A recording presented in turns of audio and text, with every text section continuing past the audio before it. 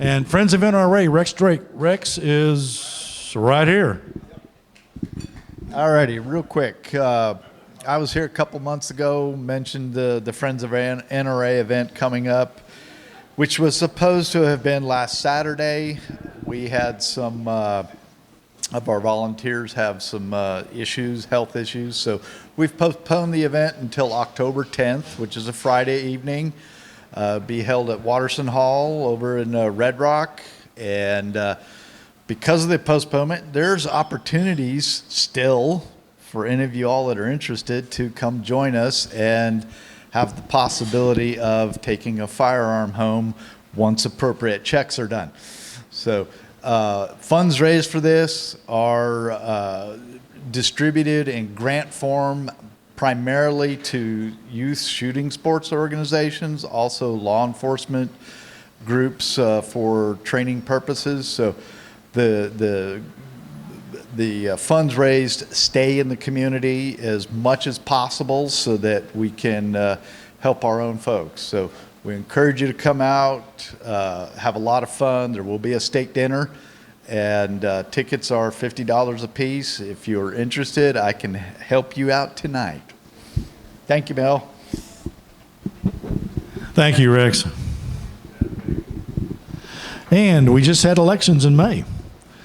Jimmy Jenkins, who we supported, won in Smithfield for the city council. Angie Edmond was running for school board in Elgin and did not win by a small margin, which was very surprising. John Kirkland, city council in Bastrop won, Perry Lowe won. We backed those two. John Easton ran for Bastrop ISD and did not win by, I think, 54, 55 votes. Now, we were running against a very tenured board that had been there a long time and a lot of support from their friends. So I'm going to just take 1 minute. I can't help it because we got really deeply involved in this. I'm going to share some information which might be useful. And we're going to send a few emails on this. We'll have some editorials and so forth as the months go on. But Bastrop ISD school ranking, in case you've missed a lot of the materials we sent out, has gone from B to a C to a D. What's it going to next? We don't know. It's not out yet. The D's just came out. And this is what bothers me about this is that the BISD administration and board continues to say, let's just hold the course. Let's keep doing what we're doing. And it's going to be better next year. I've been in town 5 years. I started out meeting with the BISD administration, with the BISD school board members, one-on-one. For the first 2 years, it was, next year's going to be better. We got this. And every year, it's worse. I'm not trying to be nice here. I'm just giving you the facts. The state of Texas assessment academic rating, that's the STAR test everybody's heard about. You have a Texas average. Well, Texas is in the bottom third in the nation. Texas stinks. Let's just call it. And the STAR test, whether someone says it's a great test, a bad test, it is what it is. There is a Texas average. BISD has a 10-year trend of decreasing performance relative to the Texas average through spring of 24. It's public information. I'm not telling you anything that's not out there. You can pull off the website. I think it's important that everyone understand we have a problem in Bastrop. A State Board of Education board member from Texas stated, I don't know what Bastrop's doing, but they're not educating the children. And there are actually some more words that were harsher than that, but I'm trying to drive a point home, and I have a reason for doing this, by the way. The last board meeting, despite the fact that the state said you're a D, which is terrible, there were 23% of the schools in the state got D's or F's. So Bastrop's in the bottom quarter in the state, and the state's in the bottom quarter, bottom third in the nation. I want to drive that point home because I'm going to need y'all's help. I haven't heard anyone in the administration or on the school board say they have a problem. It's always just, it'll be better next year. It'll be wonderful next year. Just wait and see. We've waited. Matter of fact, there was a statement, I'm not going to say who by it, that the STAR test is irrelevant. Again, maybe it's not a great test. But the students in the state of Texas averaged a score against which Bastrop ISD continues to drop consistently. This is an ugly picture. Well, maybe. Come on. There you go. So, why am I bringing all this up? We need volunteers. The election's over. It is what it is. Now it's time for all of us to step up and say, how can we help? How can we help the school system? How can we help the kids? Well, we need accurate factual statistics. The ones I just gave you were just that. We need to continue to research those, share those with the public, and educate the public so that they know what our school system is really doing. We need to create educational articles for the public that we can share. A lot of them will be on that topic. There are school committees, and there's a gentleman that's going to be sending us a list of the committees that we could all volunteer for. There's the PTA. Right now, this minute, they're looking for a PTA president for Bastrop ISD. I'm not even touching Smithfield and Elgin yet. We're just, you eat an elephant one bite at a time. But there's a PTA. Join the PTA. Get involved. If you know teachers or people in the administration or on the board, ask how you can help. Personally, we had a meeting last week with some community leaders. I reached out to one of the board members on BISD. I'm meeting with them, and my topic's going to be, okay, we are where we are. You know where we are because it's public. How can I help? How can I help? How can BCC help? I've got a meeting the day after that with a former BISD board member. Same conversation. How can we help get where we need to be? Now's the time to look for solutions. I was kind of harsh in how I opened because, it is harsh. The numbers are ugly. So now's the time to say, okay, we are where we are. How can we help get to the right place? Because we have a board, we have an administration. We need to sit down with them and partner with them and try and figure out how to get from A to B to C. Well, maybe I should say C to B to A, but you know what I mean. Got that backwards. But if there is anyone here who is interested, again, we had a meeting last week with about a dozen people. They were community leaders.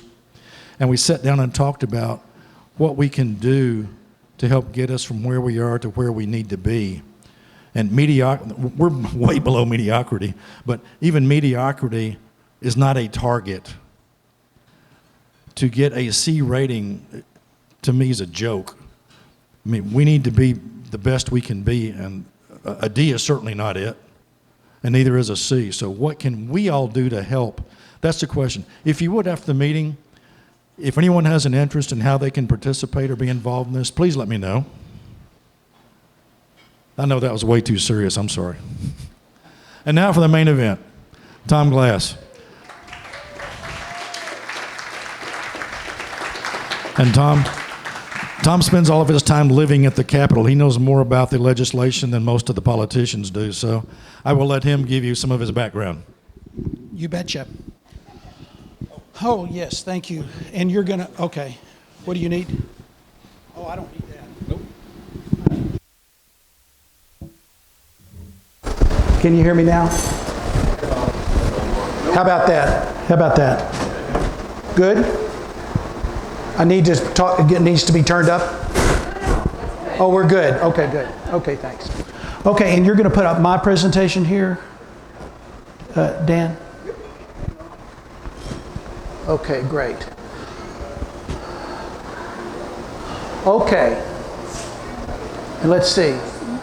Okay. One of the things, yeah, what happened? Okay, good. I put this up because I consider a legislature to be like a 50-ring circus. There's so much going on at any one time that no one person can keep up with everything that's happening. Another picture I could have put up was, I could have put up was one, the blind man encountering the elephant. And each one encounters a different part, and they describe it differently. And so all I can do is give you my perception of what's going on. I know there's lots of stuff that has been happening at this legislature that I have not been able to keep up with. The other thing I would say is, we're going to get this straight. Good. The other thing that I thought about in terms of making this presentation is I think about World War II. I grew up where almost all the men in my life had served in World War II. And I encountered World War II through movies and history where they had the big picture, and I understood everything that was going on from a big picture point of view.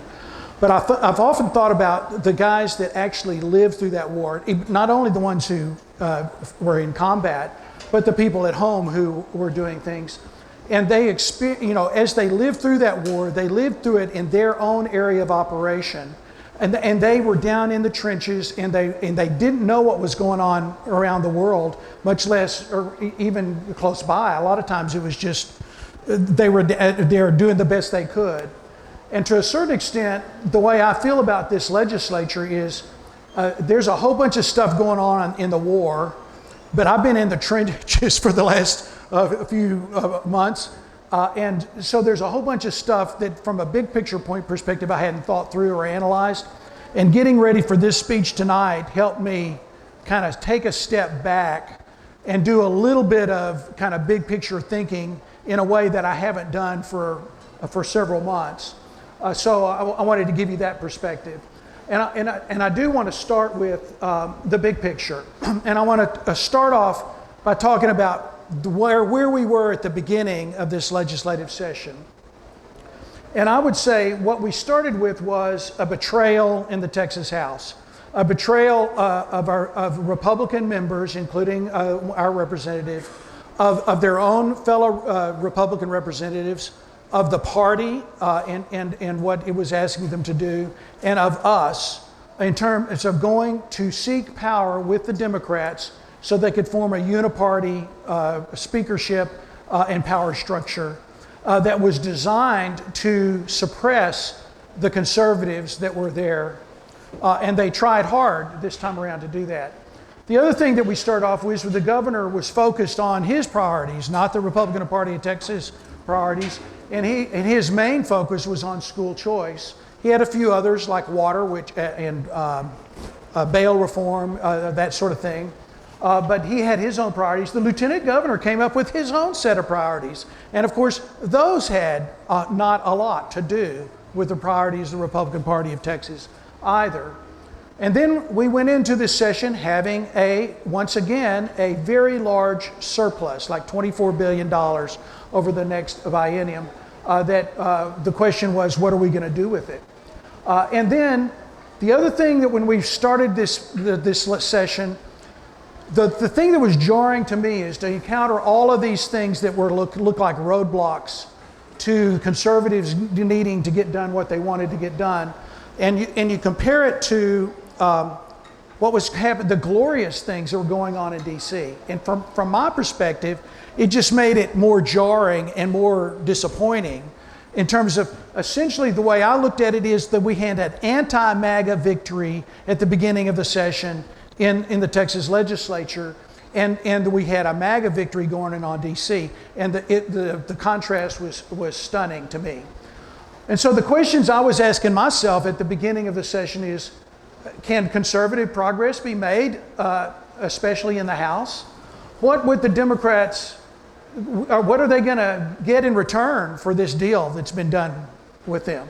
How much would the swamp get in terms of pushing its agenda at the expense of the grassroots and the RPT? And I asked, would we get, and what were we going to do with the surplus? Are we actually going to take what should have happened, which is either all or most of the surplus returned to us in property tax relief, or we were just going to go on a spending binge. Those were and then the final question I was asking myself was it even worth it to focus on working the legislature this session instead of just starting getting ready for the next campaign, right, in the next primary? Was it so hopeless that we're not going to get anything out of it? So those are the questions I was asking at the beginning of the session. Then I started thinking about my granddaughter. And my granddaughter, although when she wants something, she's 6 years old now, but for several years she's figured out that if she wants something, she just asks and she asks and she asks and she asks and she asks and she asks until she wears you down and you give it to her, okay? And I figured, you know, maybe politics should be that way. I think that's the way politics works. If we just keep on asking and asking and asking and asking, sooner or later they might just get tired and give it to us. So I said, I'm going to keep on asking. So the other thing I realized is a quote from Milton Friedman, which means a lot to me. It says, the way you solve things is making it politically profitable for the wrong people to do the right thing. Okay? And it's my assessment that we had at least a large number of wrong people. We had the majority of the Republicans, remember guys, that in the Texas House that went down there voted the right way. It was a minority of the Republican caucus that teamed up with the Democrats to produce the toxic situation we were in. So you can't lose sight of that. You got to be balanced in your approach. So I decided I was going to try to make it politically profitable for the wrong people to do the right thing, and I was going to ask and ask and ask and ask. And that's the way I played this political session. And interestingly enough, I think we've done fairly well. I mean, a lot better than I thought it was. And so here's some things from a big picture view that I've seen so far. One, indeed, the Burroughs team is very fearful of the primaries, okay? They know that the grassroots are coming for them. And they are doing everything they can to build as big a record as they can to be able to go out with the big bucks that they're going to get from the swamp and tell the low information voter that they did a fantastic job, the most conservative session ever. They're going to spin. They've always done that, and they're trying to build actually a record they can build, actually have some truth to do that. So what's been surprising to me is that the Burroughs team has allowed a lot more priorities to go through than I would have imagined. And I think it's out of this fear. It's this Milton Friedman thing that I just mentioned ago. The Burroughs team, Burroughs himself has been in a very delicate situation. He's trying to split the baby. He's trying to make sure that he keeps the Democrats happy so that they're not mad at him at the end of the session, while he's also trying to get ready to do the sales job to the low information Republican primary voter, and do it while at the same time doing what he can to let his guys, bash on the conservatives and get their jollies. But he's realizing that he can't. There's so many conservatives that they bashed on a few, and we'll talk about a little bit of that in a minute. But a lot of the freshmen and the conservatives, the returning conservatives, have been able to accomplish more than I would have thought, given the fact that he's trying to do this balancing act. I had one of the conservatives who's been there a long time predict to me early in the session that Burroughs was not going to be able to do the balancing act, that he was going to crash and burn sometime along the way, where the Democrats would be so mad at him, or something was going to give. So far, nothing has. They've stayed on track. The other thing that I didn't put up on the screen here is that Burroughs has maintained good relations with Dan Patrick. They've been talking to each other in a way. And Patrick, the enmity between Patrick and Phelan was something like I've never seen between a speaker and a lieutenant governor. And Burroughs has managed to maintain a better relationship with Dan Patrick. Okay, So the other question that I've been asking myself, and my wife has been asking me, what did the Democrats get out of this bargain, this session? Okay? And I started thinking about it, and the reality is, on substance, I don't think they got a lot. I think they're probably going to be able to kill the governor's bail reform because it takes 2/3. And it'll be interesting to see whether we have a special session on that, and he tries to really put that in the spotlight. One of the things that the Democrats have gotten is they've gotten more power to dominate the hearings because they get their bills heard when Republicans don't always get their bills heard. And they've got an opportunity to pass a lot of these inconsequential, kind of mundane little bills that they can go back to their constituents and say, look, I passed all this legislation. I'm really cool. But the main thing I think the Democrats got out of this is they got to meet their psychic needs. They got to bond with each other. They got to get up and stand at the mic and talk and talk and talk and talk about things that they care about, and do what do you call the thing where you do virtue signal to their voters. So they got a lot of psychic benefits out of this, and I don't. It has been a fun session, I think, for a lot of Democrats. Have they lost a lot on policy? Yes, they have. Yes, they have. But I think they've been pretty happy about this. And what did the swamp get? Well, you know, they've gotten the film industry subsidies. The gambling. I was worried about the gambling people, but we've held the gambling people at bay.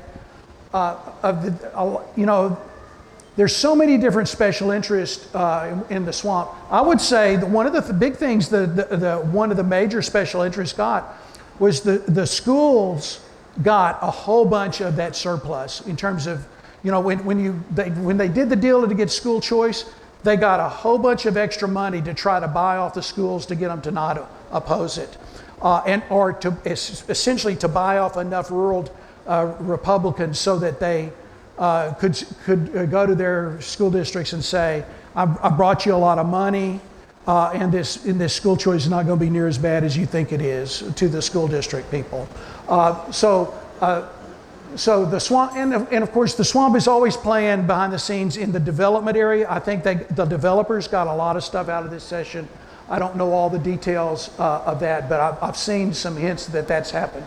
So, okay, so what were the visible disappointing results from this session? One, I think the thing that has captured the attention of the voter around the state is that the surplus was chewed up in extra spending. There was very little property tax relief. Out of the $24 billion, we may get $5 billion in property tax relief. And that's going to go primarily to homeowners and not to people who own rental property or commercial people. And I think that's the thing that most people, the low information voter that has been hearing the news about what's going on out there, I think that is beginning to sink through, is that they took the surplus and didn't give it back to us, they squandered it, okay?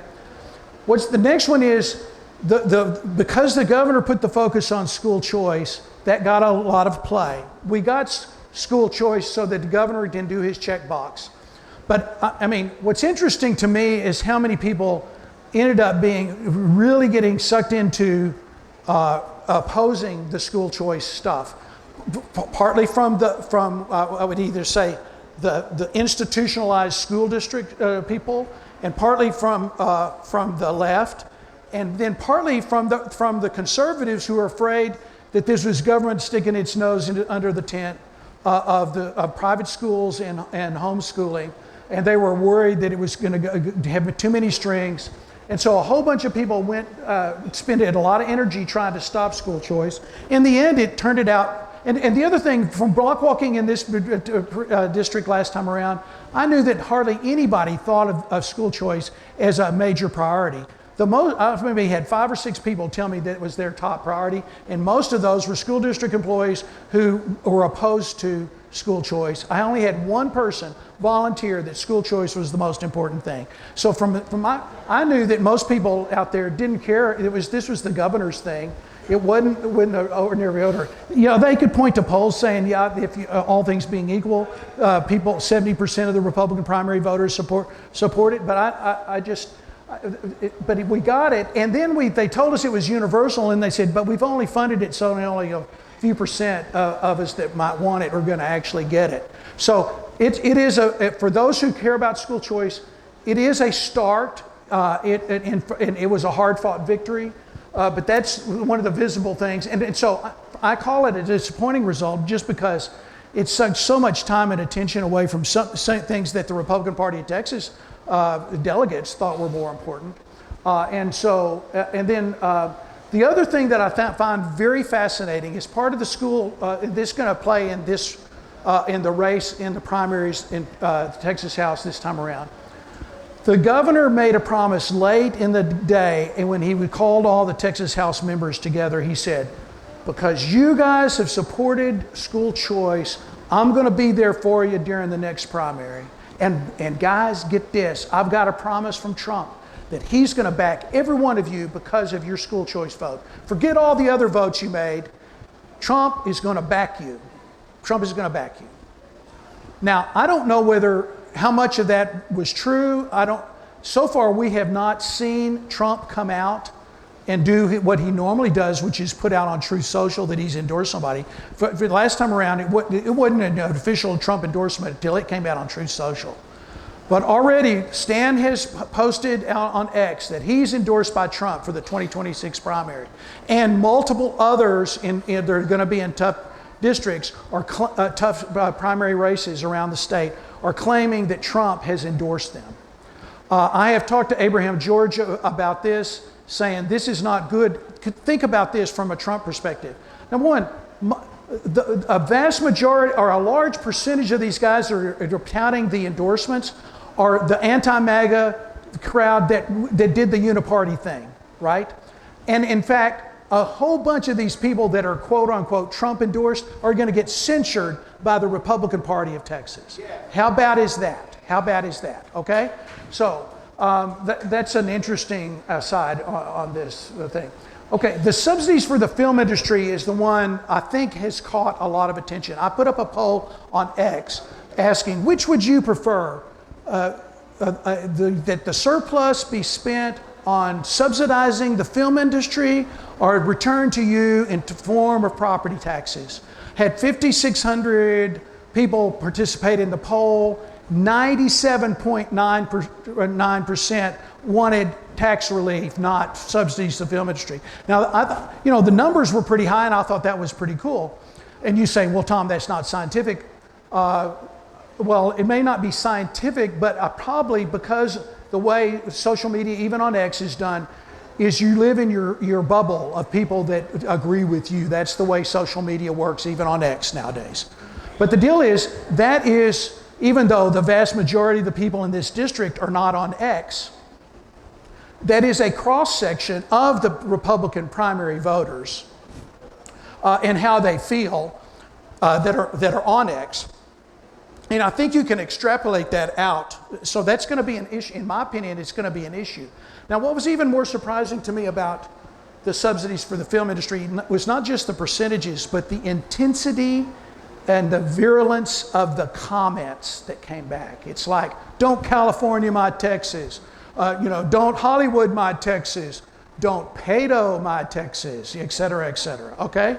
So I think this is an issue that is going to be big. What's interesting is Stan has already voted for that by voting for the budget. They deliberately engineered it where they would not allow an amendment to try to strip the subsidies out.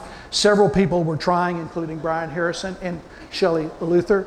But we still have the enabling legislation for this big $2.5 billion subsidy program over the next decade that still has to be voted for on the House floor. And I'm going to be closely watching that vote. And it's going to be interesting to see how Stan votes on that. Then the other thing that's interesting to me that's come out of this session that's very visible, and that's not disappointing, is that Brian Harrison, state rep out of Ellis County, and former chief of staff of HHS for the Trump administration, is a good-looking, very well-spoken guy that has made his life mission during this session to point out how bad it is that we have uniparty leadership in the Texas House. And he pounds on the fact that we haven't got property tax relief off the surplus.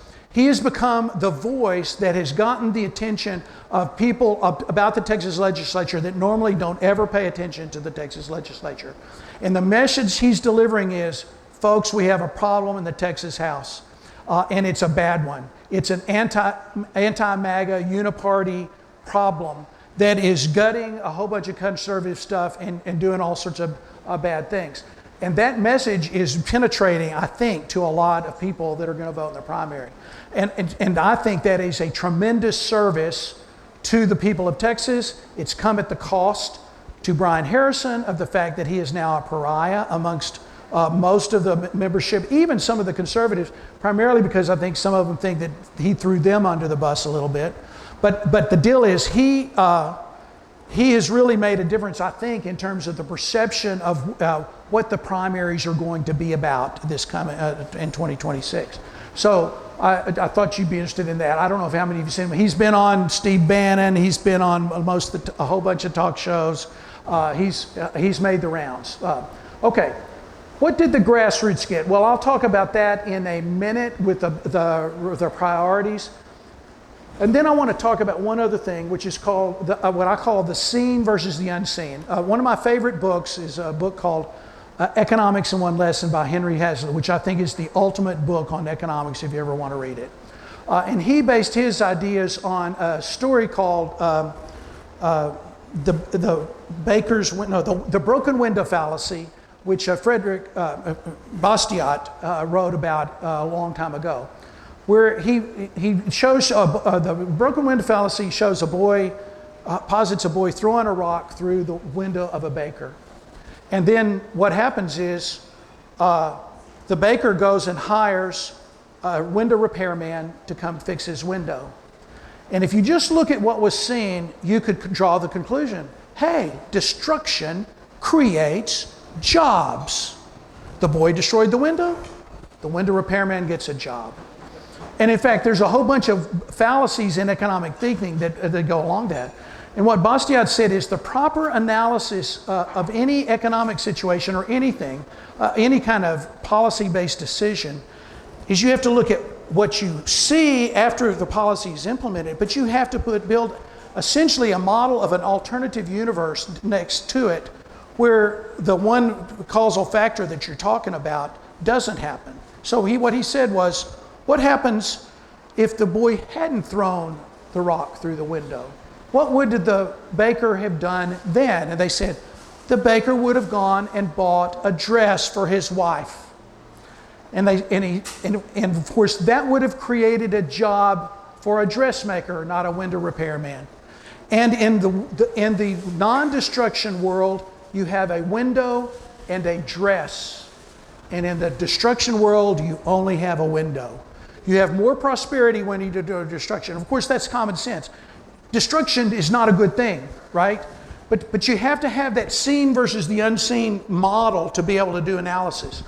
And to a certain extent, to understand what happened in this legislative session, you have to look at the scene of what actually happened with the borough's uniparty speakership, and then you have to ask what would have happened had we had reform. And I haven't completed my analysis on that, but I know in my gut that had we not had the destruction of the uniparty deal where we give the Democrats a whole bunch of power and let them pass a whole bunch of their bills and they get to talk and talk and talk and talk and talk, we could have passed a whole bunch more conservative legislation than we did. Now that's a harder sell to make to a low information voter who just wants a up or down thing. But just the scene is pretty bad. We didn't get any tax relief. They spend it all on things that you don't care about. That's the bottom line of this legislative session. Okay, now, by the way, I decided to do a high-level thing here. I don't want to go into, I've been living in the weeds. I can live in the weeds, but I don't want to talk about weeds that you guys don't care about. So I'm trying to stay high level. The next thing I want to do, come on.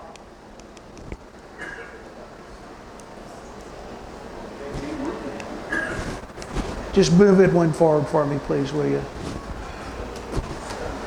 Good. Okay. I think the next analysis to do on what this session is, of course, we are 2 weeks away, or a little less than 2 weeks away from the end of the session. We are right now in the end game where, if we execute, there's some things, good things will happen, but I hope a lot of them haven't crossed the finish line right now. But I'm going to assume in my analysis that I'm doing here is that the things that are in motion and look like they've got it made are going to happen, that we're not going to have a blow up in the last 2 weeks that destroys a lot of stuff. And that still is possible, by the way. But what I took is the 8 legislative priorities and I said, okay, red and green, where do I think we had? Well, no Democrat chairs, we failed, even though the speakership tried to tell us that they were successful, even though the Republican Party of Texas said, no, you didn't, you weren't successful. And who's the judge of your performance around here? Not you, it's us. The second thing that happened was the Secure Texas elections. I would say that we've gotten about half, we're on track to get about half of what was asked for there. I have some slides to talk a little bit more detail on that, but not a lot. It's a very complicated area. But we've made some progress in the Secure Texas elections, although none of it's come across the wire. Oh, no, okay, I'll talk about that in a second. Okay, I would say it's complete fail on border enforcement. We have not accomplished a single thing of that. We may yet get E-Verify, but I think that's less likely than not. So the next one is, I think the most successful, well, there are 2 that I have at 75%, but one that has made lots of progress and with lots of bills is the Stop Sexualizing of Texas Kids. This is the place where the Democrat women, especially in the Texas House, have decided they get to get up and talk and talk and talk and talk and about how much they want to talk about kids and sex and kids and unnatural sex and kids and sex. Because they really think it should happen, while the Republicans are going, nope. And we finally, that's the way they've been chubbing, if you know the term chubbing, trying to delay things. They use the Stop Sexualizing Texas Kids bills to chub on and make a big deal about that they're cool because they believe in sex. But we have made, there's already some that have passed or to the governor, and there's others that are very likely to make it. That's why I'm saying 75% of the agenda of that very complex area with lots of bills is going to make it through this time, which is, in my opinion, a glorious victory. And by the way, when you do this, it's not just on the House floor where they do this. Both in the Senate and the House, the Democrats show up en masse. They usually get them from Austin. They've been a lot of young people from Austin, UT kids. They're showing up and they just sit there and testify over and over the same way. And they sign in for each other so that the record shows that there was a whole bunch of people against it. And so essentially they're running the Republican legislators and the chairs of the committees that are, even the establishment chairs, through a gauntlet to be able to get these successes. But they have been willing to do so, and I appreciate even the guys that I want to see gone next time around. I appreciate them going through what they've gone through to get the Stop Sexualizing Texas Kids stuff through. I would say we have a fail on in taxpayer-funded lobbying and a fail on Texas is not for sale. We may get bills yet. I'm pretty sure we'll get a bill on the Texas is not for sale. I don't even know if we're going to get a bill on in taxpayer-funded lobbying. But the Texas is not for sale bill is so many loopholes, not retroactive. It's better than nothing. but it's not what the Republican Party of Texas asked for, and that's why I call it a fail. On secure the electric grid, I've been working for 6 sessions on the grid resilience bill that Bob Hall is. Tomorrow it goes to the House floor. It's already passed the Senate. I find it's virtually impossible, and from my perspective, that this bill is going to fail on the House floor. Everybody wants to vote for it, bipartisan. I think it's going to be on the governor's desk. And finally, we will have some people that will systematically look at all the hazards to our grid and start making recommendations of what to do. Are they going to take action in the next 2 years? No, but we're going to, all the journeys begin with the first step. And this is the first step we've been wanting to take for 6 sessions. So I think we're going to be great. There's some other good stuff that coming out of the grid stuff. I don't know if I'll have time to talk about that.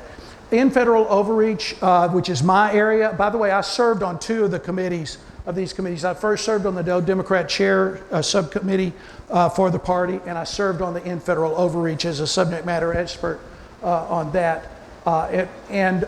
We have made pretty good strides on this, and I can go into the details of that if anybody wants. Now, I have detailed slides for each one. When I say detailed, just kind of summary stuff for this. Still not working, is it? Okay. I think what I want to do, I care much more to talk about what you guys are interested in than I do to just go down a long list of stuff. So I think what I'm going to stop and just ask for questions. Where are we sitting on time? Do we have time, Mel? We do. Let me get a microphone. Okay. Get a microphone over there for the Q&A. Okay. Rob, can you? There you go. So now, can you put the video camera on the Q&A, folks? Hey, Dan, back the slide up to the fail pass slide for us, please. It is? Hang on, let me get it back up here. You find it?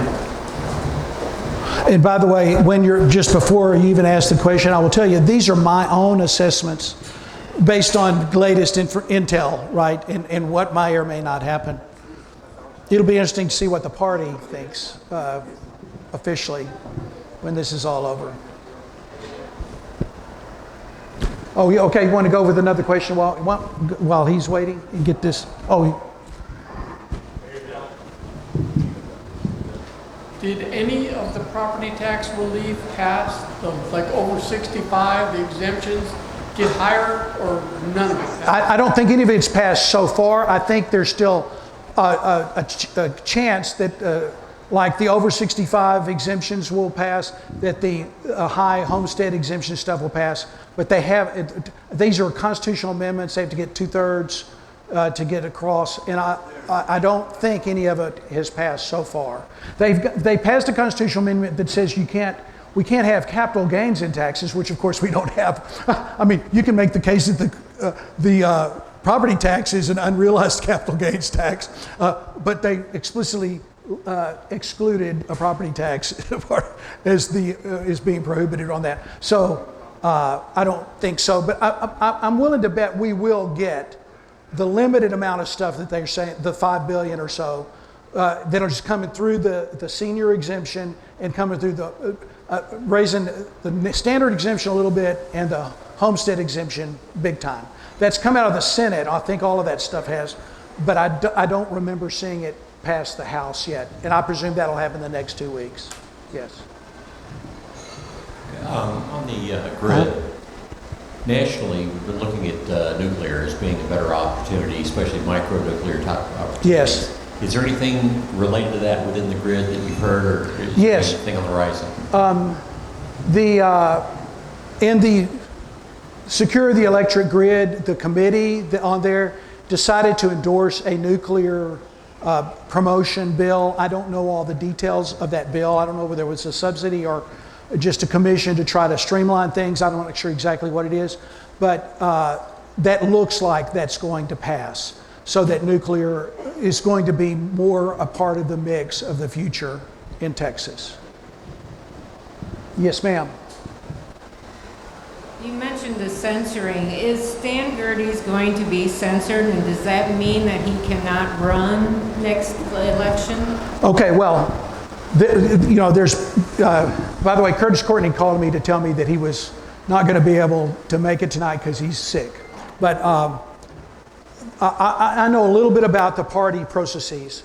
The way the process works is a county, one of the counties in the district at least, has to file a resolution from their CEC to be able to say there are 3 censurable acts, and they name them. And the censurable act is defined as something that goes against our priorities or goes against the principles of the party. Okay? It can't just be a violation of a platform plank. It has to be one of those other 2.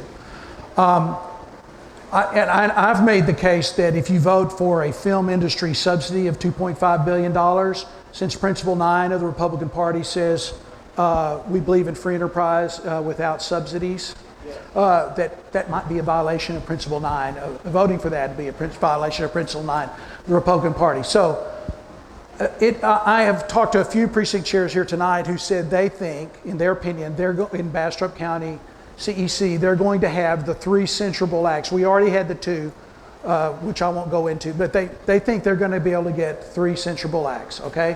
When Bastrop County passes theirs, and by the way, their resolution they passed last time around urging Stan to vote for the right speaker candidate passed unanimously, okay?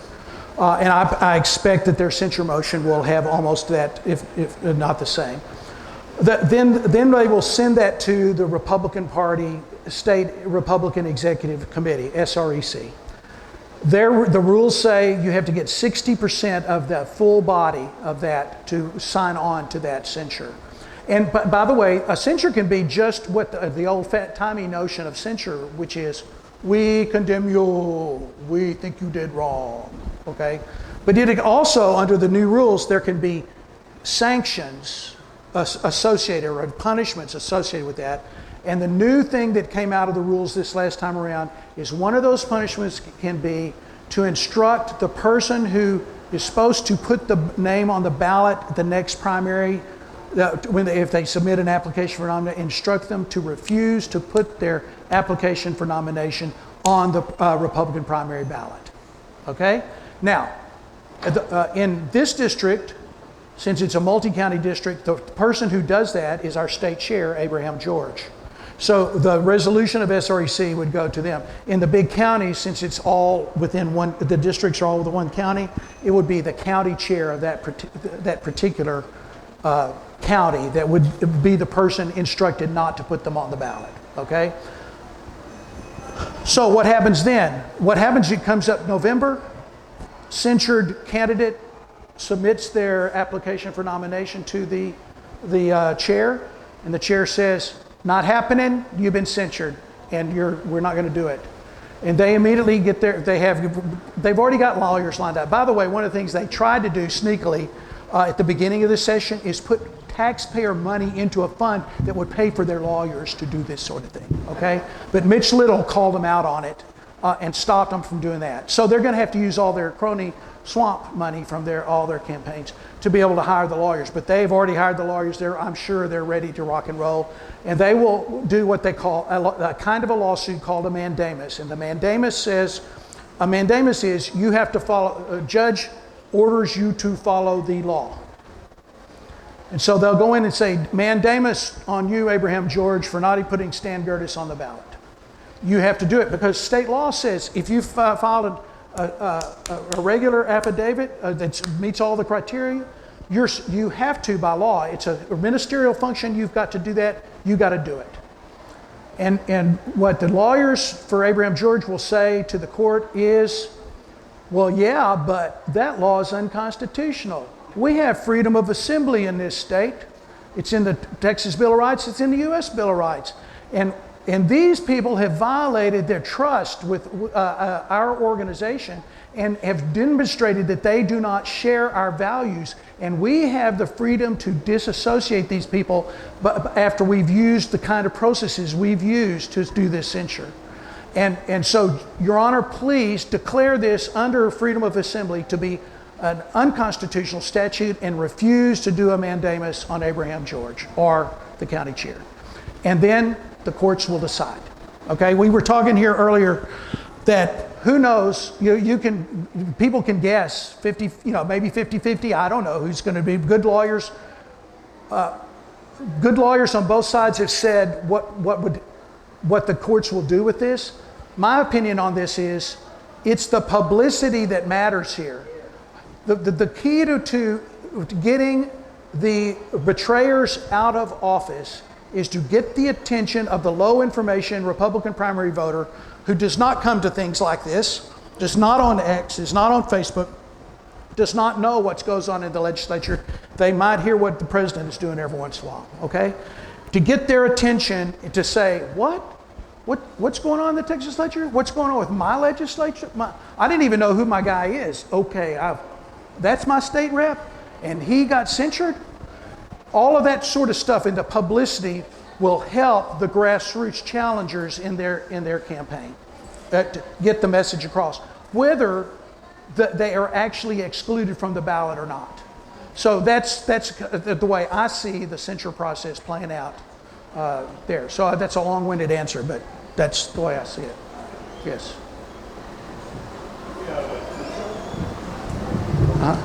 I wanted to ask if there was any word on the pirate gold bill. Yes. I've been, it's pirate gold, I call it transactional gold. Pirate gold was the name of the book that the guy who really wrote it, right, Kevin Freeman did. As my group, Texas Constitutional Enforcement, we've been in favor of that bill as well. I testified for that bill both in the House and the Senate. We made it through the House. We had the independent bankers show up and try to really torpedo it, and they went to their favorite, the perfect guy that always is on the lobby side and will do whatever is necessary to go against conservatives. Charlie Guerin came up on the floor and put a poison pill amendment on it that said, we don't think this is constitutional. You got to go get the court, a federal court, to say this is okay before you can do it, Texas. And if I think, I don't know, I wasn't there. I've had several circumstances since then already to be in that situation where they came and said, we're going to kill your bill, son, unless you do what we say, okay? And so DeRegio said, I'll accept the amendment and I'll tell everybody else, and that's code in the chamber for don't stand with me, go along with me and do what is necessary. And he did that and got it out with this poison pill in it. The Senate, and DeRegio knew that the Senate would strip it out when they got there, and they are saying that they're going to. Well, what happened is the bankers continued to push against this. We got our hearing in front of Joan Huffman, who last time did not give us a vote at a committee. It was pretty hostile last time. This time around, she was very friendly. It appears to me that she will hold a vote as soon as we allow it. But Brian Hughes is the sponsor in the Senate, and he's saying, I'll throw some bones to the bankers. One of their complaints was, well, you're not making them live up to all the laws we have to live up to, but know your customer and money laundering and all that sort of stuff. You ought to make the comptroller have to do that too. And he said, okay, I thought it was already in there, but if we need to add some things to make it where the state of Texas needs to check for money laundering with the transactional gold system where, and by the way, I'm assuming y'all know what this is. I didn't tell you what transactional gold is. Essentially, it's the idea that they're going to set it up where the controller hires probably a third-party person to create the capability, if you have gold in the bullion depository of Texas, which is in Leander, that you can have a credit card and you can go to your grocery store or this restaurant or anywhere that they accept credit cards, and you can swipe your card, and behind the scenes they will give dollars to the vendor, or if they choose gold, but primarily dollars, and then they'll debit your account with a certain amount of gold that matches that the exchange rate at that moment in time. Okay, so that's what transactional gold is. It's a fantastic way to give ordinary people a way to withstand inflation. and gives them another choice of how to protect their families. I think it will do great things to boost the Texas economy. But where we are right now is Hughes is behind the scenes working to do a few more amendments to try to make the bankers happy. I don't know that they really want this to go at all. But I'm pretty sure that he'll do a little bit and then they'll have the vote. And I bet you it will pass and that we will actually have transactional gold. The other thing to say about transactional gold is that Arkansas has already signed it into law. I think DeSantis is going to sign it into law in Florida this week. And Missouri has a partial thing going. Oklahoma is on its way, just like we are on its way. So you can't, the bankers now to say, well, this will drain money out of our bank. Well, the deal is, if Arkansas is doing it, it's going to drain money out of your bank. The only question is, are we going to keep a lot of this stuff in Texas, or is it going to go outside the state now that it's happening in other states? So that's another argument against the bankers. But that's probably more than you wanted to hear about that. So, but I'm fairly optimistic about it.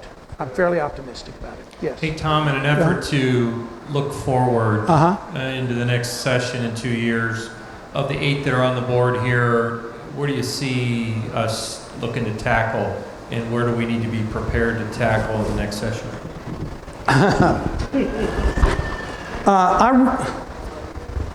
I participated in the legislative priority process at multiple Republican conventions. Because I was on the platform committee in 2022, I didn't get to play as much in the legislative priorities, but I've gone to the legislative priorities committees and made my case for the issues that I care about every time.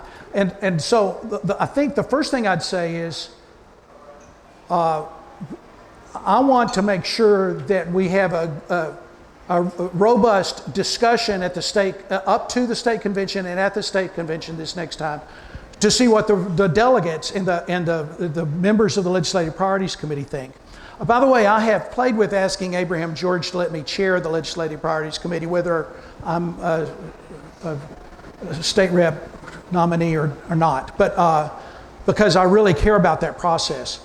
The one thing that I would say, which is interesting about the priorities that came out of this, one is property tax made it into the top 15. Property tax elimination or major relief made it in the top 15, and it made it onto the list like in 2018 and I think 2020, but it didn't make it for the last 2 sessions in 2022 and into the top 8. And it's just like, I voted to make property tax elimination and relief a priority all the way through when I could vote for it. And I'm hoping that enough people at the convention think of that as important, that we really get serious about this and start getting rid of, finding a way to at least head toward the elimination of property tax, if not going whole hog into it in one session based on several ideas that people have. You know, what's funny is what's funny about the border enforcement stuff, you know, everybody go, well, Trump's in charge.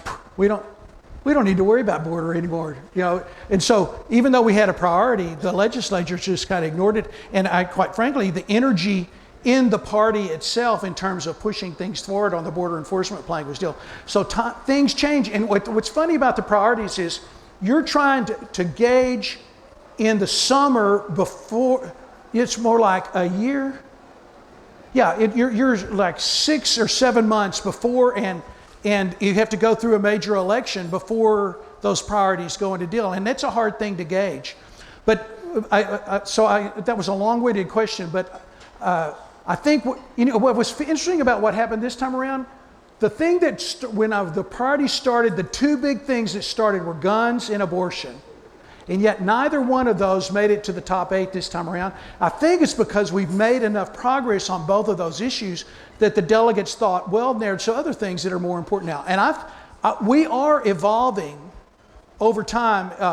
We are making strides so that I think a different set of priorities might show up this summer down around. And who knows what they're going to be. But property tax would be one of the ones that I would want to see up there high. Yes. And I would love to hear what you guys think on that too, one of these days. Yes. Okay. I have another question. Okay, good. Why was there even a bill to eliminate capital gains taxes when we don't even have those taxes here? What? Yeah. That's a good question. I agree with that completely too. But by the way, although I think that's a good question, but let me tell you something on another thing that I was working on. I was working on the Currency Choice Amendment. I don't know if y'all know what that is. It says, adding to the Texas Bill of Rights, that we have a natural right to use the currency of our choice to store our wealth, and if it's mutually agreeable, to exchange it with each other. Whether that's Bitcoin, digital currency, gold and silver, cash, script, whatever it is. And so I made it all the way through the House 2 times now. Finally got to the Senate, and this last week, Robert Nichols go, "Why are you doing this? I could do everything you want. I can do all that stuff right now. I don't need that amendment. Why are you doing this?" Is what he said to me. And I said, well, back when the framers started this country, both at the state level and at the federal level, they passed, in their Bill of Rights, they added, that says we have a natural right to keep and bear arms. I said, no one was trying to take their guns at the time, but they had a history of people trying to take them in the past, and they figured they needed to, since they figured that history is a good predictor of the future, they needed to be able to add that. I said, the reason I'm adding this is because I see this as a way to stop, that the state of Texas can stop central bank digital currency, the ultimate police state tool, from being implemented. And I said, and he says, do you think, has anybody ever tried to do anything that would mess with people's right to use stuff? And I said, Franklin Delano Roosevelt took our gold in 1933. This guy's a coin collector, and then he probably brought that up. But it was like he was trying to poo-poo that we need something added to the. So I'm not opposed to saying we shouldn't do things, but I guarantee you that was not the highest priority. I think my currency choice was a higher priority because central bank digital currency and inflation, which are both these things are designed to do, are real threats now. Capital gains cap is not a real threat, in my opinion. But so, a good question. Yeah. Tom? Yes, sir. Considering this slide here, where are we at? Because election security, Okay. I think, is critical. Okay, there were 10 issues, and there's 2 slides here, so we'll start with the ones that we're making progress on. There were 10 bullet points in the Republican priority on securing elections, and the 5 that we're making progress on: proof of citizenship to register to vote, voter roll cleanup, standardizing in-person voting with early voting and kind of combining them so there's no break in between, having the Attorney General enforce the election code, and stopping waivers of current election code procedures that the Secretary of State has been doing. There are bills that are making their way through. And on the citizenship thing, what's interesting is you've got another constitutional amendment coming, which you go, maybe it's needed, maybe it's not. The current Constitution of of Texas says that to register to vote, you have to be a citizen. But one thing it doesn't say is you can't register to vote if you're not a citizen. And people go, and I've always thought, I think saying you have to be able to register is probably good enough. But several people said, let's tie it down where we got it all nailed down every which way. So last session they got it through the Senate, where they said you cannot register to vote if you are not a citizen. To add to the one that says you have to be a citizen to register to vote, okay? So that made it through the Senate last time, and last time around the Democrats, almost every one of them voted present not voting. And say so something on the Constitution, to put it in front of the people, it takes 2/3 of the body. Okay, so they denied them the 100 votes needed out of the 150 Texas House members to get it there. That was last session. This time around, they tried the same thing. It comes out of the Senate, comes over to the House, and I was going, these Democrats, they're going to do the same thing again. But lo and behold, there were still a lot of them did it. We won with 103. So coming to you already, it said the Secretary of State, it's going to be on the November ballot. we're going to have to that cleanup, tie all the strings together in a bow on the citizenship and the Constitution. But for me, the much more important thing is to have a statute that says we've got to check, you have to provide proof that you're a citizen before we're going to register you to vote. And that Arizona has led the way on that, and we have a bill that's made it through the Senate, and it's in process in the House, and I'm hoping in my opinion, it's one of the more important ones that we've got, so that we're close on that. Yes, go ahead. When my wife and I moved out here from California to get our Texas driver's license, we had to show proof of citizenship. That's right. Doesn't that qualify for registering to vote? Okay. There was a bill that did not make it through that said, why don't we make it, and it was my buddy Andy Hopper who did this bill. He said, why don't we take the information that's already exists in the database of the DPS because of the Real ID stuff that's going on. They have a little star on, y'all seen the Real ID with the star on your driver's license? He says, he was going to say certified Texan on there if you were a resident of Texas and a United States citizen. Okay? And then that could have been used as the proof that you could register to vote. The problem with the star is if you're a legal resident, you can get one of those Real IDs with the star on it as well. So just because you have the star does not mean that you're a citizen and therefore eligible to vote. One of the bills that's making its way through is to say if you're a non-citizen, on your ID it's going to say not eligible to vote. Okay, so that may eventually, once it gets there, it may be that if you don't have not eligible to vote, maybe they'll be able to use the ID to be able to provide proof. But they got that bill going through. They got the bill to require proof of citizenship in other ways to be able to do it. And yeah, it's the same stuff that you do the DPS. I don't, it's. How big? What? Who knows? It'll be interesting to see. How big will the fight be, and will it go to the Supreme Court? At the Supreme Court. The cool thing is Arizona has already blazed the trail for that and has survived muster of the Supreme Court. And the way they wrote the bill on this is they said, we're going to do it the same way Arizona did it that passed muster. So to try to avoid having to go through that battle again. So that's a pretty cool thing. And I could go through all the details of these other, but I don't. There's lots of details underneath. Yeah, go ahead. And then, of course, there's 5 issues that were on there that have not moved at all. One said photo ID for every election without exception. The other was restricting mail-in ballots to disabled, military, and out of country for the entire voting period. In other words, just because you're over 65, you no longer get to do mail-in ballots. You have to show so that you're disabled to be able to do that. Then one that said we got to do paper ballots. Another one said we got to count our paper ballots in precinct using dumb scanners. Both of those, if y'all remember, were y'all here for Bob Hall? Those came from Bob Hall's master plan, those two. Bob Hall's master plan, only one thing of his master plan has made it through, which is to consolidate early voting and election day voting into one extended period that has the same rules and then doesn't leave the ballots sitting around unsupervised in a locked room over the weekend so that things could be done to it.